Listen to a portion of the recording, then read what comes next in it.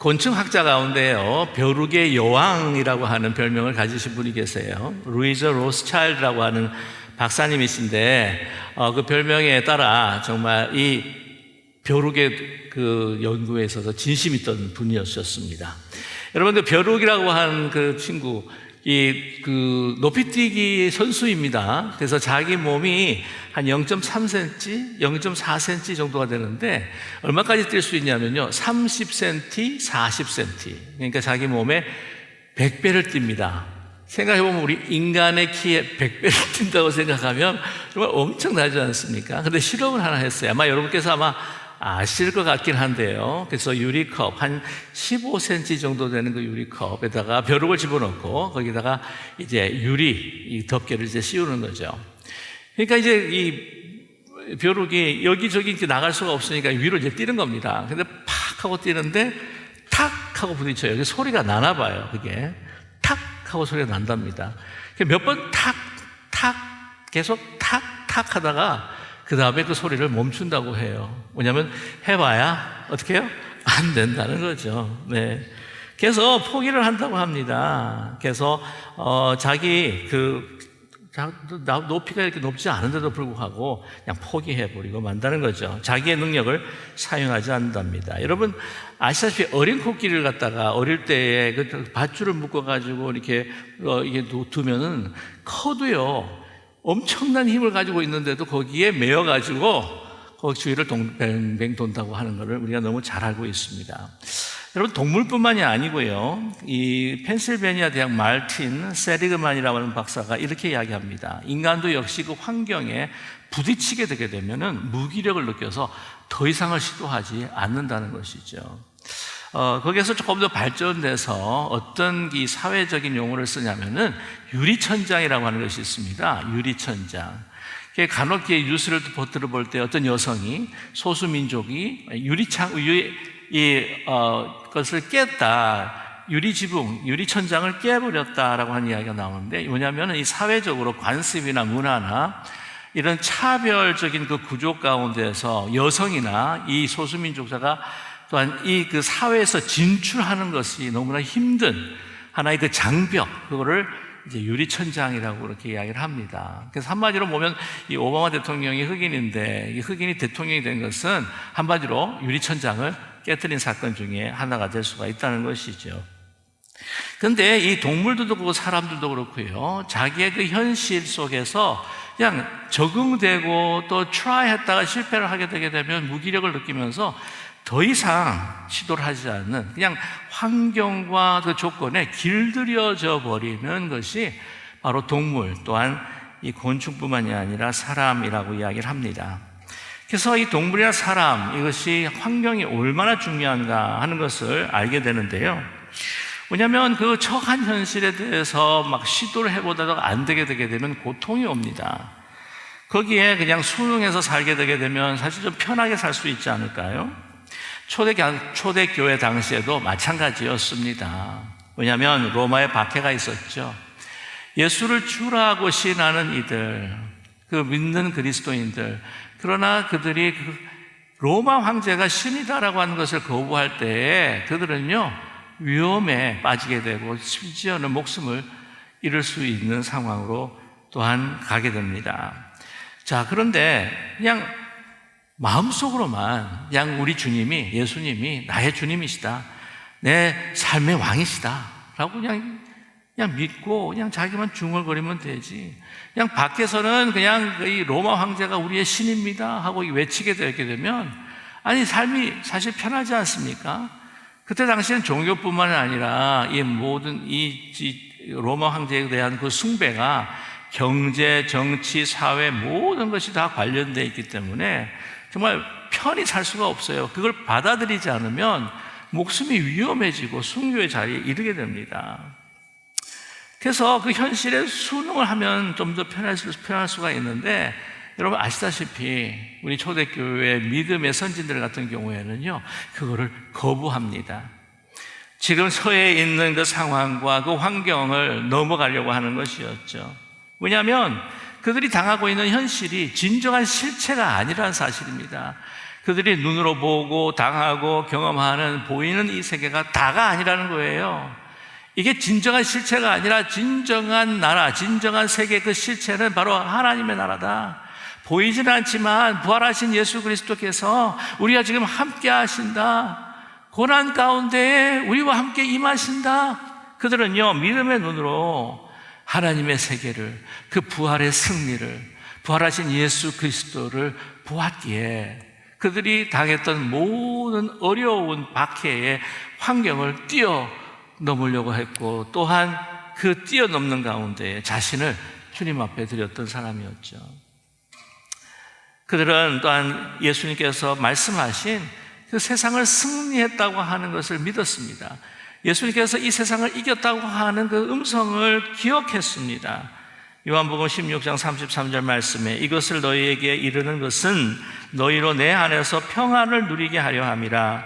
세상에서는 너희가 환난을 당하나 담대하라. 내가 세상을 이기었노라.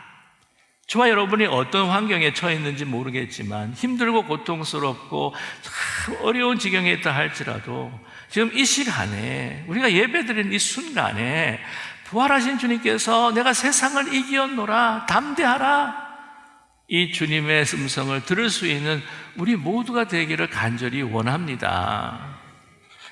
예수님께서는 이 엄청난 선언을 하세요. 근데 지금 보이는 현실은 다가오는 그 미래는요, 십자가입니다. 모욕과 치욕과 그 수치의 십자가가 옵니다. 이 십자가를 볼 때에 세상의 기준으로서는요, 이게 승리가 아닙니다. 패배입니다. 실패입니다. 그러나 예수님께서는 말씀하셨습니다. 이제 그 마지막 만찬, 그것을 나누시면서 제자들에게 세상에서 너희가 환난을 당하나 담대하라, 내가 세상을 이기었노라. 여러분, 아무리 보는 것으로 이기는 것이 아닙니다. 지금 보는 것, 이 세상의 기준으로 봤을 때 보고 느끼고 다가오는 걸 보면 정말 이건 실패했다라고 하는, 현실이다, 어쩔 수가 없다라고 그렇게 고백할 수밖에 없는 환경이 있겠지요. 십자가, 고통, 치욕, 모멸, 죽음, 그거를 바라보고 계시는데 어떻게 세상을 이겼다라고 예수님께서 말씀하실 수가 있겠습니까? 제자들 앞에서 무슨 허세를 부린다거나, 요즘 그 잘 쓰이는 그 용어들 가운데 정신승리라고 있네. 정신승리. 졌으면서도 그냥 자기 체면을 걸어가지고는 정당화시켜서 정신적으로 막 승리하는 거 있잖아요. 왜? 아니면 무슨 세상을 초월했거나 이 해탈한 지경에서 어떤 상황 가운데서도 내가 이 세상에 속한 것 같지 않처럼 그렇게 하는 승리가 아니라는 사실입니다. 포장되었거나 과장되었거나 체면 차리는 승리가 결코 아니라는 것이죠. 예수님께서 선포하신 것은 진정한 승리입니다. 왜? 이제 십자가 후에 올 모든 역사를 통해 이 세상 사람들은 실패했다 하지만 그 부활의 승리로 이 인류의 역사를 움직여 가시기는 예수님이시기 때문입니다. 진정한 승리, 진정한 이 승리는 무엇이냐? 바로 역사를 움직이는 승리입니다. 세상으로 인해서 움직이는 게 아닙니다. 이 십자가를 통해 주어질 부활의 승리로 이 세상을 움직이는 것이죠. 그러기에 예수님께서는 내가 세상을 이기었노라 선포하셨습니다. 그런데 이 세상, 계속해서 이 세상은요, 예수님을 갖다가 죽이고 예수님을 갖다가 이 진리를 묻어버리려고 했습니다.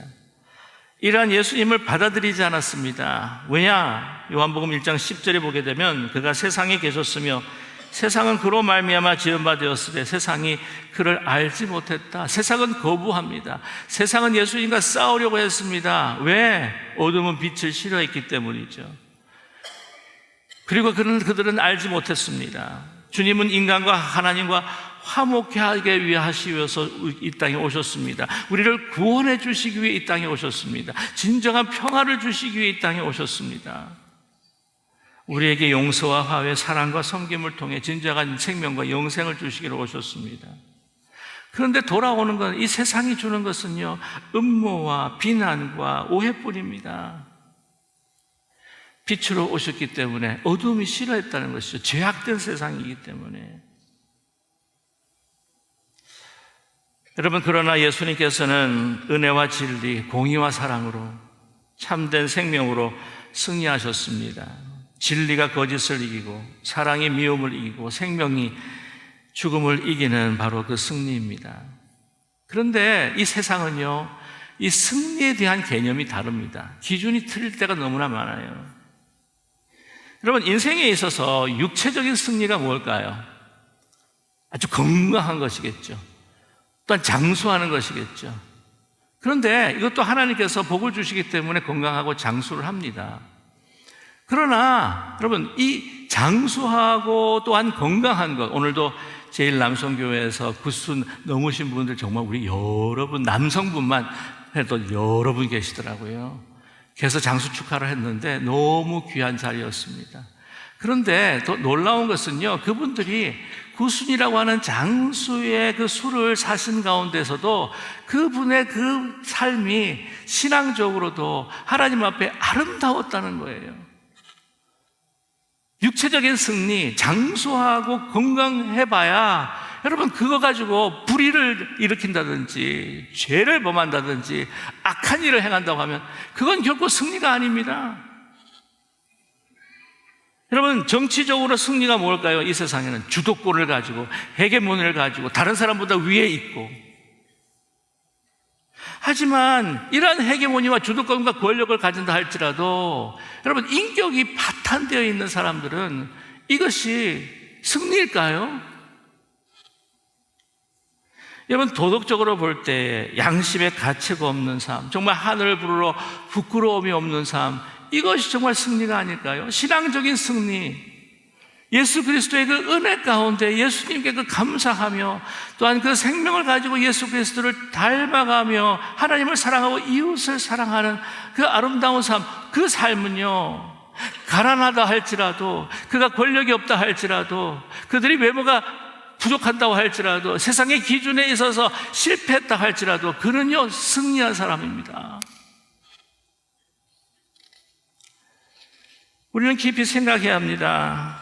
여러분, 우리가 정치적으로, 경제적으로, 이 세상적으로 실패했지만, 승리했지만, 그러나 인격적으로, 도덕적으로, 신앙적으로 하나님 보시기에 인정받지 못하는 사람, 그거는 실패한 거예요. 여러분, 믿으십니까? 다시 말씀드리잖아요. 정치적으로 출세를 했는데, 권력을 있는데 양심을 팔아버린 거야. 높은 자리에 있는데 진리가 아니라 거짓으로서 그것을 지키려고 합니다. 여러분, 세상에 승리했다고 할지라도요, 불안할 때가 너무나 많습니다. 왜? 승리한 순간부터 이 자리를 빼앗기지 않기 위해 얼마나 이 세상이 애를 쓰는지 모릅니다. 불안합니다. 두렵습니다. 특별히 승리를 위해서 많은 사람들을 힘들게 했거나, 또한 사랑하는 주위 사람들을 희생을 했거나, 또 불의한 일을 했다고 했을 때 이것을 내가 취해서 승리했다고 하지만 그 다음부터 불안한 거예요. 이걸 상실할까 봐, 다른 사람들 혹시 빼앗길까 봐. 승리감에 잡치도치되어 있겠지만 마음에 평화가 없습니다. 깊은 외로움에 빠지게 돼요. 허무와 인생에 대한 아무 의미를 느끼지 못할 때, 그것이요, 인생에 실패한 것이, 성공하고 승리한 것이 결코 아닙니다. 중요한 것은 여러분, 사람들에게 인정받는 승리가 아니란 말입니다. 하나님께 인정받을 때 내 상황이 어떻다 할지라도, 세상이 손가락질한다 할지라도 하나님을 우러러 하나님을 보실 때 인정하면 그것이 승리입니다. 그것이 성공입니다. 사도 바울을 보세요. 세상적으로 그가 성공한 사람입니까? 감옥에 갇혀 있습니다. 두들겨 맞아서 모든 이 외형이 막 일그러지고 찌그러지고 고통이 다가옵니다. 그럼에도 그는요, 승자의 고백을 하지 않습니까? 디모데후서 4장 7절과 8절. 나는 선한 싸움을 싸우고 나의 달려갈 길을 마치고 믿음을 지켰으니 이제후로는 나를 위하여 의의 면류관이 예비되었으므로 주 곧 의로우신 재판장이 그날에 내게 주실 것이며 내게만 아니라 주의 나타나심을 사모하는 모든 자에게도니라. 이 고백이, 이 선포가 정말 여러분과 저의 선포와 고백이 되기를 간절히 원합니다. 이게 참된 승리인 거예요. 여러분, 우리의 인간, 욕심이 난무하는 이 죄 가운데 인간의 그 가치와 이 세상의 가치로 얼룩져져 있는 우리의 이 삶을 보게 되게 되면 우리는 모든 소유와 명예와 인기와 이 세상의 인정과 거기에 노예가 되어버리고 말은, 그래서 나 자신을 상실해버리고 나는 예속화되어버리고 마는 노예화되는 그 삶이 여러분 행복할 것 같지만 무의미해버리고 맙니다. 진정한 승리는 영적인 승리입니다. 종말론적 승리입니다. 실제적인 절대적인 승리입니다. 시간과 공간과 환경과 조건이 아버지 변하지 않는, 상관없는, 변하지 않는 영원한 절대적인 승리, 바로 부활하신 주님께서 보여주신 바로 그 승리를 누리시는 우리 모두가 되기를 간절히 원합니다. 여러분, 특별히 모든 걸 가졌어요. 사회 컨트리뷰션도 하고 사람들이 인정하는 좋은 일도 한다고 하고, 그래서 명예도 있고, 그래서 자기 외모도 있고, 또한 사람들에게 어떤 칭찬을 받고 학식으로 높임을 받고, 모든 것들을 가졌던 사람들도요, 자기의 실존적인 어떤 죽음과 그것으로 인해서 그 깊은 외로움 속에 허무감을 느끼는 사람들은 승리한 게 아닙니다. 성공한 게 아닙니다. 실패했습니다.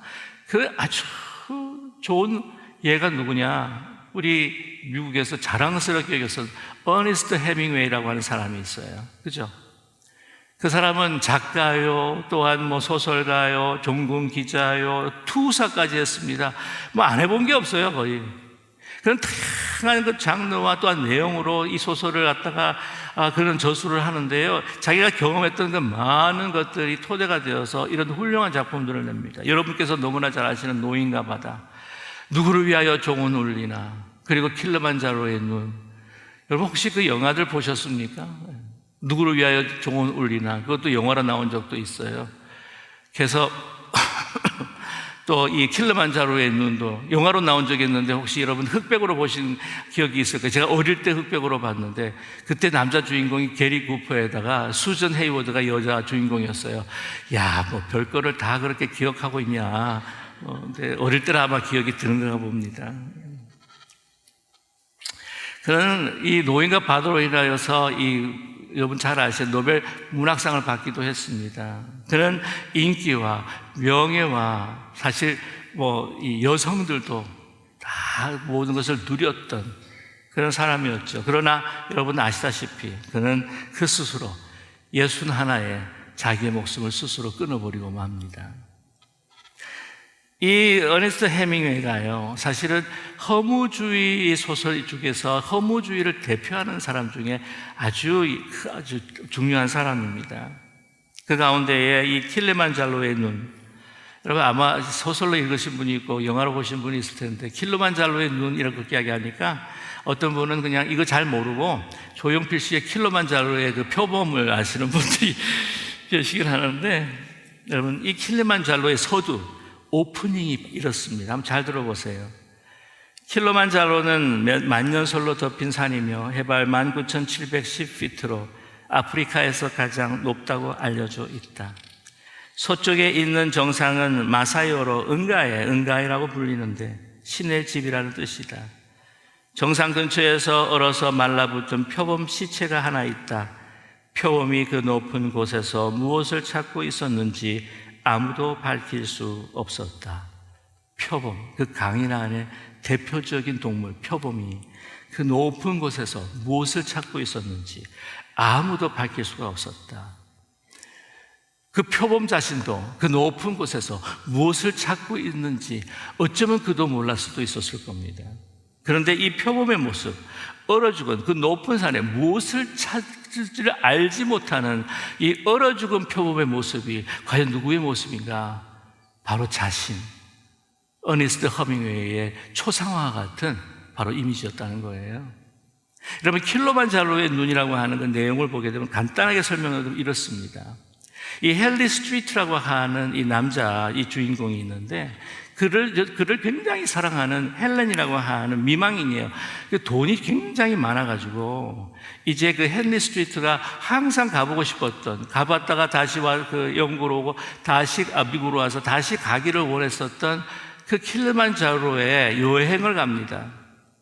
갔다가 초원에서 사냥을 하는데 이 헨리가요, 상처가 납니다. 긁힌 자국에 상처가 나면서 이게 다리가요, 괴사가 일어납니다. 그래서 죽어가면서 야전 침대에 있으면서 이제 그 들판과 킬리만자로를 바라보고 있는 거예요. 그래서 자신이 그 가운데에서 죽어가는 과정을 그리고 있는 작품인데, 자신을 사랑한다고 하는 돈 많은 이 매력적인 그 미망인, 그리고 이 과거와 함께 사랑했던 아프리카에 온 여행, 그리고 자기를 돌봐주고 있는 한 소년, 그 소년이 자기가 지금 죽어가고 있는 감정을 공감할 수 없다고 하는 깊은 외로움에 빠지고 있습니다. 초원 야전 침대에 누워서 그가 과거에 놓쳤던 것들을 갖다가 쫙 회상을 해요. 그러면서 짓누르고 있는 어떤 그 죽음, 그러나 그 과거에 회상했던 여러 가지 그 장면들을 갖다가 글로 적어보려고 하는데 정신이 오락가락합니다. 그 가운데에 이 다가오는 그 죽음 가운데 시중 드는 그 소년, 시중 드는 여인들, 그리고 자기를 사랑하는 헬렌도 자기의 죽음에 대한 이 허무함과 그 공포에 대해서 공감해 줄 수 없기에 그들이 같이 있지만 그가 홀로 있는 그 고독과 허무 가운데에서 그 죽음을 기다리고 있는 그 글을 쓴 것이 킬리만자로의 눈이라는 거예요. 여러분, 이 고독, 외로움, 허무, 이 세상에 아무리 승리하고 아무리 이 모든 사람들이 부러워하는 아주 모든 그 성공을 누리며 부귀영화를 누려도 이 실존적인 인간의 허무와 이 가슴 속에 있는 그 괴로움과 외로움, 이걸 실존적인 문제를 해결하지 못하면 이건 실패인 거예요. 패배입니다. 그런데 여러분, 이 예수님께서는 이 고독을 아세요. 요한복음 16장 32절 상반절 보면 너희가 각각 제 곳으로 흩어지고 나를 혼자 둘 때가 오나니 사랑합니다, 존경합니다 따랐던 그 제자들이 이제 배반하고 자기를 떠나고 부인할 시간들이 와요. 얼마나 인간적으로 생각할 때 가슴 아프고 외롭겠습니까? 이 십자가를 앞에 두고 나 혼자 동떨어져 있는 이 모든 것들을 감내해야 되고 감수해야 될 때에, 여러분, 내가 혼자라고 했을 때 그 고독.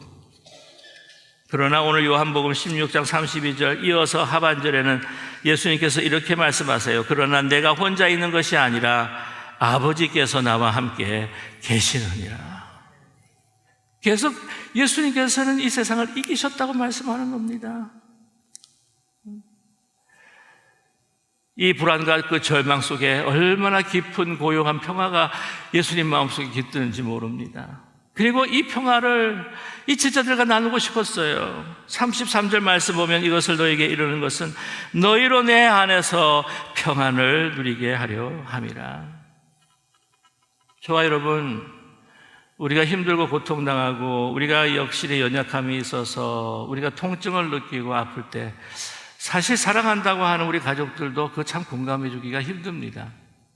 여러 가지 인생의 문제에 봉착을 했을 때에 그것을 특별히 남성들 같은 경우에는 내 마음속에 두고 혼자 해결해 보려고 하는 외로움 속에 처했을 수 있고요.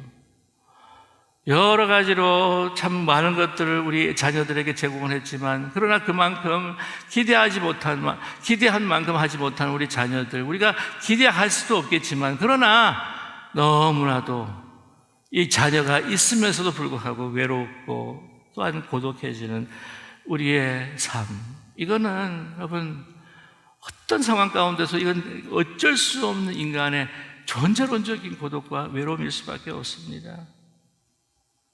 그래서 우리는 불안하고 두렵고 그 마음에 흔들리는 나의 모습을 볼 때에 여러분, 주님께서 말씀하십니다.